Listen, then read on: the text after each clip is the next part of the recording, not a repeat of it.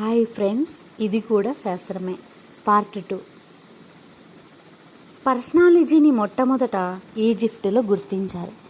దీనొక శాస్త్రంగా పరిగణించి పరిశోధన చేశారు.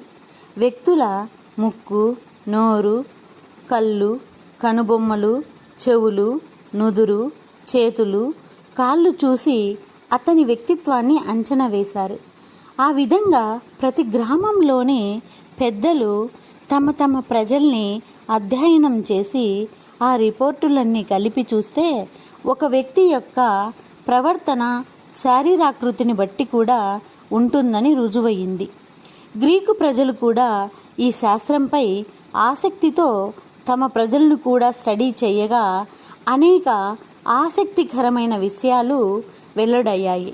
ఒక వ్యక్తి రూపురేఖల్ని బట్టి అతను ఏ పని చేయగలడు, ఏ పని చెయ్యలేడు అనేది నిర్ణయించవచ్చునని తెలిసింది. మహాతాత్వికుడు సోక్రటీస్ కూడా పర్సనాలజీని అధ్యయనం చేశాడు.